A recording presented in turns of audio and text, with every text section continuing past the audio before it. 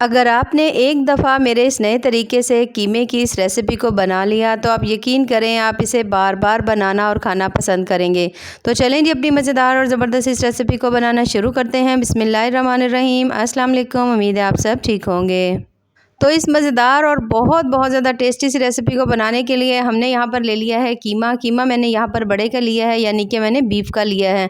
अब आपने इसे किसी भी छन्नी में डाल देना है। छन्नी में डालकर आपने इसे कुछ देर के लिए इसके नीचे स्टैंड रख दीजिएगा, ताकि इसके अंदर जो भी कोई एक्स्ट्रा ब्लड वगैरह हो वो अच्छी तरह से निकल जाए, क्योंकि हमने कीमे को धोना नहीं है, ठीक है। तो इसलिए आपने इसे छन्नी वगैरह में डालकर ज़रूर रख देना है।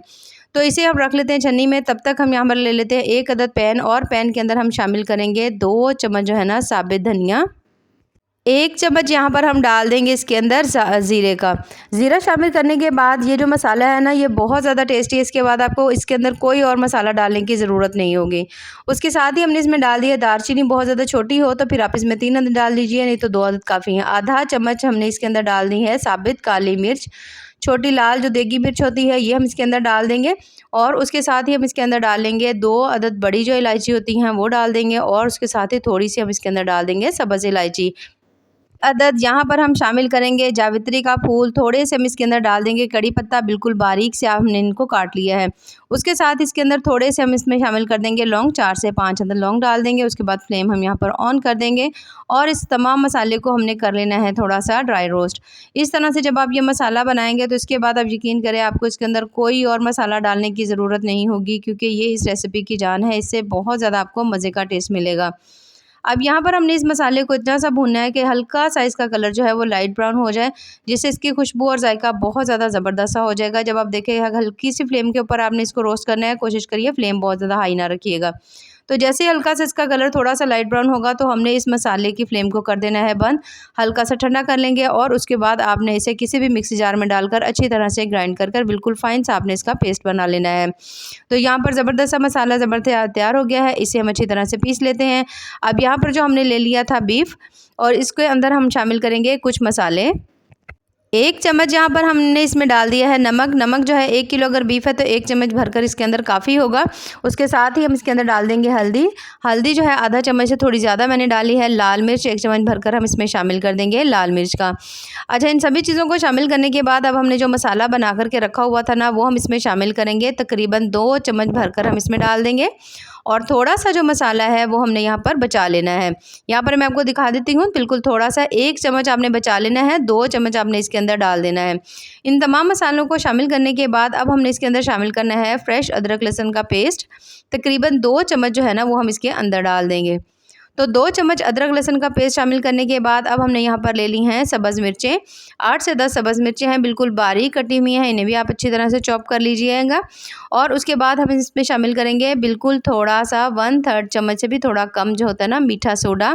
इससे आपकी रेसिपी बहुत ज़्यादा मज़े की, बहुत ज़्यादा जूसी और टेस्टी सी बनेगी। अब यहाँ पर मैं इसके अंदर शामिल करने लगी हूँ 2 चम्मच भर कर के मस्टर्ड पेस्ट के। अगर मस्टर्ड पेस्ट नहीं हो तो मीठा सोडा ही काफ़ी है जो आपने पहले डाला था। और अब यहाँ पर इन सभी चीज़ों को शामिल करने के बाद हमने इसमें शामिल करने हैं प्याज। 3 अदद मीडियम साइज़ के मैंने ले लिए थे प्याज। इन्हें बिल्कुल बारीक काट कर हमने इनको कर लिया चॉप, और इसके अंदर जितना भी पानी था वो हमने इसके अंदर से निकाल लिया है। प्याज आप देख सकते हैं बिल्कुल ड्राई है, इसके अंदर कोई भी पानी की मिकदार नहीं है। तमाम चीज़ें जो है ना इसमें कोशिश करें कि पानी बिल्कुल शामिल ना हो। अब इन सभी चीज़ों को जब आप इसके अंदर शामिल कर लेंगे तो फिर हम इसमें शामिल करेंगे थोड़ा सा सब्ज़ धनिया। अगर आप पुदीना हो तो पुदीना भी शामिल कर सकते हैं। अब यहाँ पर थोड़ा मेरा बोल जो है वो छोटा है, तो इसे मैं शिफ्ट कर रही हूँ एक बड़े बोल के अंदर, ताकि मिक्स करना हमें आसान हो जाए। तो तमाम चीज़ों को मैंने बड़े बोल में डाल दिया है। बोल में शामिल करने के बाद अब आपने इन तमाम चीज़ों को, जितने भी हमने इसके अंदर मसाले डाले हैं, कीमा है, सभी चीज़ों को आपने कर लेना है अच्छी तरह से मिक्स। चम्मच से तो वैसे ज़्यादा इस सही तरह से मिक्स नहीं होंगे, तो हम इसको अच्छी तरह से कर लेंगे हाथ से मिक्स, ताकि बहुत अच्छी तरह से जो कीमा है वो अच्छी तरह बाइंड हो, और आगे चल के हम इसकी जो भी शेप बनाना चाहें वो इजीली इसकी शेप बन जाए। तो यहाँ पर आप देख सकते हैं हाथों की मदद से आपने इसको इस तरह से करके अच्छी तरह से मलना है। अब यहाँ पर आप इसको जितना अच्छी तरह मलेंगे आपको इसके उतने अच्छे रिजल्ट्स मिलेंगे। अब अगर आपके पास यहाँ पर चॉपर मशीन हो तो ये आप तमाम चीज़ें जो है उसके अंदर डालकर भी 1 से 2 दफ़ा चलाएँगे तो बिल्कुल बारीक ज़बरदस्त सा जो कीमा है तब सभी मसालों के साथ अच्छी तरह मिक्स हो जाएगा, और एक अच्छी सी इसके अंदर लेस पैदा हो जाएगी। लेकिन अगर नहीं है तो जिस तरह से मैं इसे गूँथ कर बना रही हूँ, सेम उसी तरह से आपने इसको अच्छी तरह से मल लेना है जब तक इसके अंदर अच्छी सी लेस नहीं बन जाती। अब यहाँ पर बाइंडिंग के लिए मैंने इसके अंदर शामिल कर दिया, तकरीबन हम यहाँ पर शामिल करेंगे 3 चम्मच मैदे के। अब अगर मैदा नहीं हो तो आप इसमें जो आटा होता है ना, आम जो हम घर में गंदम का आटा यूज़ करते हैं, आप वो इजीली डाल सकते हैं। वो भी नहीं है तो आप इसके अंदर बेसन का आटा या फिर आप इसके अंदर चने का आटा भी शामिल कर सकते हैं। यानी जो चीज़ आपके पास इजीली मौजूद हो डाल लीजिएगा। मैदे से सिर्फ इतना सा होगा कि ये थोड़ा-सा इसकी जो बाइंडिंग है और अच्छी हो जाएगी, आपको थोड़े से अच्छे और रिजल्ट्स मिलेंगे। वैसे सभी चीज़ों से ही हो जाते हैं, इससे बस थोड़ा-सा और अच्छा आपको रिजल्ट मिलेगा। हो तो डाल लीजिएगा, नहीं तो आप इसे स्किप भी कर सकते हैं। अब यहाँ पर आप देख सकते हैं जैसे ही हमने मैदा इसके अंदर डाला है तो ये थोड़ा-सा सख्त हो गया है। तो अगर आपका जो कीमा है उसके अंदर थोड़ा बहुत पानी रह गया हो या आपको लगे कि प्याज़ के अंदर थोड़ा-सा पानी था और सही तरह से बाइंड नहीं हो रहा, तो आप इसके अंदर 2 से 3 चम्मच और भी ऐड कर सकते हैं, ताकि अच्छी तरह से बाइंडिंग हो। आगे चलकर आप इसे जिस तरह की शेप देना चाहें, ईज़िली इसकी शेप जो है ना वो आ जाए। तो यहाँ पर मैंने कीमे को अच्छी तरह से गूँध लिया। आप देख सकते हैं जिस तरह से हम आटा गूँथते हैं ना, सेम आपने इसको वैसे गूँथना है। उसे जितना आप इसे अच्छी तरह से गूँध लेंगे उतने आपको अच्छे रिजल्ट मिलेंगे। अच्छी तरह से गूँधने के बाद एक दफ़ा यहाँ पर मैं हल्का-सा आपको कीमे को चेक करवाऊँगी कि ये किस तरह से होना चाहिए। और यहाँ पर ये देखें, इसे मैंने तोड़ा है, तोड़कर मैं आपको दिखाती हूँ। ये देखिए इस तरह से मखसूस सी इसके अंदर एक लेस बन चुकी है, यानी जिसका मतलब है कि कीमा आपने बहुत अच्छी तरह से इसे मल लिया है, सेट हो गया है। अब आप इसे जो भी शेप बनाना चाहें ईज़िली बना सकते हैं। अच्छा, यहाँ पर आपने जब कीमा लेना है तो कोशिश करनी है थोड़ी-सी आपने इसके अंदर चर्बी ज़रूर डलवानी है, उससे आपको और अच्छे रिज़ल्ट्स मिलेंगे। अब यहाँ पर जो कीमा है इसे कम से कम 2 से 3 घंटे के लिए आपने इसे फ्रिज या फ्रीज़र में रख देना है, ताकि और अच्छी तरह सेट हो जाए। तब तक यहाँ पर हम ले लेते हैं दही। दही जो है मैंने यहाँ पर 1 कप भर कर के लिया है और उसके अंदर हम शामिल करेंगे यहाँ पर 1 चम्मच भर के मसाला। ये वही मसाला है जो हमने शुरू में बचा कर के रखा हुआ था। 2 चम्मच हमने डाल दिया था कीमे में और 1 चम्मच जो है आपने इस दही के अंदर डाल लेना है। दही में मसाला शामिल करने के बाद अच्छी तरह से आपने दही को बीट कर लेना है। जब आप दही अच्छी तरह बीट हो जाए तो इसे भी हम रख देंगे फ्रिज के अंदर, ताकि ये भी बहुत अच्छी तरह से ठंडा हो जाए और जो मसाला है ना वो भी इसके अंदर अच्छी तरह मिक्स हो जाए। इन दोनों कामों को करने के बाद तकरीबन 2 से 3 घंटे के बाद जो कीमा हमने रखा हुआ था उसे हम निकाल लेंगे। और यहाँ पर आप देख सकते हैं माशाल्लाह कीमा जो है पहले से ज़्यादा सख्त हो चुका है। एक दफ़ा फिर से इसको हाथों की मदद से हमने इसे मल लेना है अच्छी तरह से।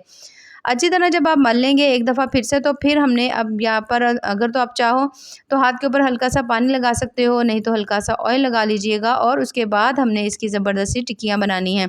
अब यहाँ पर आप चाहो तो जो है ना गोलाई में भी बना सकते हैं, आप चाहे तो टिक्की की शेप भी बना सकते हैं, लेकिन जो टिक्की की शेप है ना वो आपको बहुत अच्छी लगेगी। तो इस तरह से आप कच्चे कीमे की जो टिक्कियाँ हैं वो भी बना सकेंगे, लेकिन आगे चलकर हम इसे थोड़ा-सा और ज़बरदस्त सा ट्विस्ट देंगे, जिससे इसका जायका और फ्लेवर आपको बहुत ज़्यादा पसंद आएगा। तो ये देखिए इस तरह से करके जब आप इसकी टिक्कियाँ बनाएँगे तो आप देखेंगे कि बहुत ज़्यादा आसानी से बन जाएँगी, क्योंकि बहुत अच्छी तरह से हमने कीमे को बाइंड किया हुआ था, तो टूटने का या ख़राब होने का तो सवाल ही पैदा नहीं होता। ये देखिए माशाल्लाह ज़बरदस्त सी हमने जो कीमे की टिक्की है वो हमने बना ली है।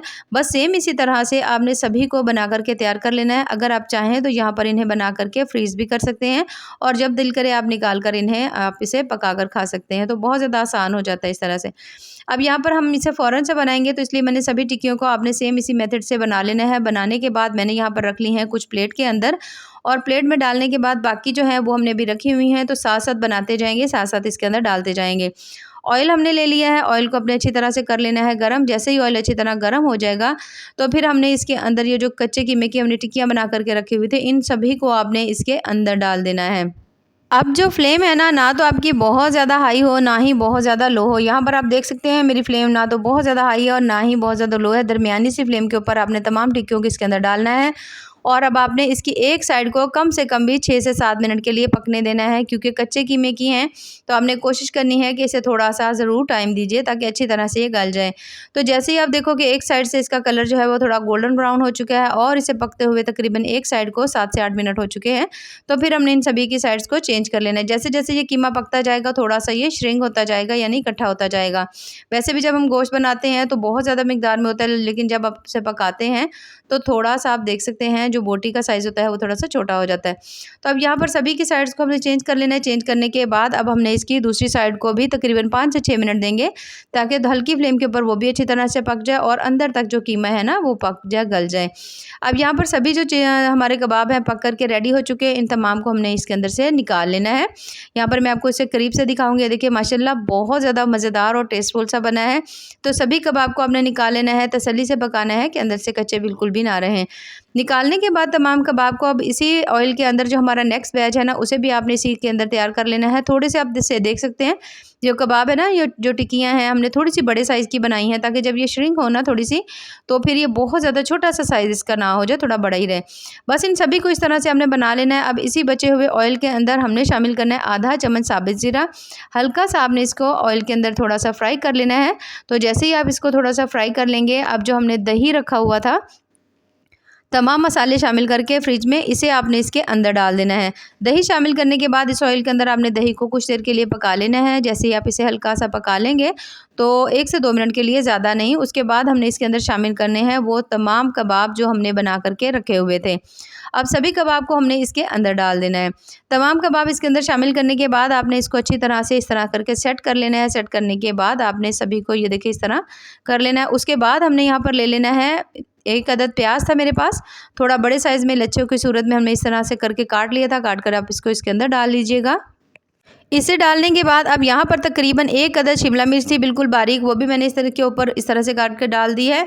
शिमला मिर्च शामिल करने के बाद अब हम इसके ऊपर शामिल करेंगे तकरीबन 2 से 3 अदद जो है ना टमाटर। टमाटर से बहुत ज़्यादा मज़े का टेस्ट आएगा। एक तो हमने इसमें दही डाला है, दूसरा आप इसके अंदर टमाटर डालेंगे ना, तो बड़ा ही करारा चटपटा सा आपको इसका टेस्ट मिलेगा।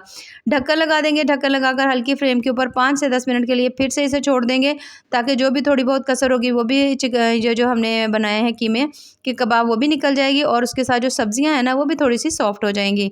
तो अब यहाँ पर आप देख सकते हैं 5 से 10 मिनट के बाद सभी सब्जियां जो है माशाल्लाह हल्की सॉफ्ट हो गई हैं। तमाम को अच्छी तरह मिक्स करेंगे, थोड़ा सा भून लेंगे, क्योंकि अभी इसके अंदर बहुत ज़्यादा ग्रेवी है, तो हमने इसके अंदर बहुत ज़्यादा ग्रेवी बिल्कुल भी नहीं रखनी। तो यहाँ पर अच्छी तरह से जब आप सभी चीज़ों को मिक्स कर लेंगे, अच्छी तरह तसल्ली हो जाएगी। अगर आप यहाँ पर हल्की ग्रेवी रखना चाहें ना, तो आप रख सकते हैं, बहुत ज़्यादा वो भी टेस्टी लगती है। तो उसके बाद हमने इसके अंदर शामिल कर देना है, जब आपकी तसल्ली हो जाए, आपने इसको अच्छी तरह भून लिया है, तो फिर हमने इसके अंदर शामिल कर देना है थोड़ा सा धनिया।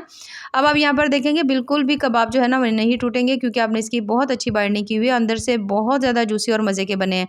हल्का सा गरम मसाला डाल दिया है, धनिया डाल दिया है। उसके बाद हमने ढक्कन लगा दिया। 5 मिनट हल्की दम वाली फ्लेम के रखने के बाद माशाल्लाह बहुत ज़्यादा मज़ेदार से हमारे जो कबाब हैं वो तैयार हो चुके हैं। तो ज़रूर आप भी ट्राई करिएगा, और हमें कमेंट्स में ज़रूर बताइएगा कि आपको हमारी आज की जो रेसिपी है वो कैसी लगी। माशाल्लाह बहुत ज़्यादा टेस्टी और ज़बरदस्ती बनी है। तो इसे हम निकाल लेते हैं किसी भी प्लेट में। अब ये देख सकते हैं माशाल्लाह कितने ही ज़बरदस्त से हमारे जो कबाब हैं, कच्चे कीमे के कबाब हैं, वो तैयार हुए हैं, जो कि बहुत ज़्यादा लजीज़ बने हैं, बेहद टेस्टी बने हैं। तो ज़रूर आप भी इसे बनाइएगा, और बनाने के बाद हमें कमेंट्स में ज़रूर बताइएगा कि आपको हमारी आज की जो रेसिपी है वो कैसी लगी। तो ऐसे ही मज़ेदार, ज़बरदस्त और टेस्टफुल सी रेसिपीज़ के लिए चैनल का विज़िट ज़रूर करें। बाकी दुआ में याद रखिए। अल्लाह हाफ़िज़।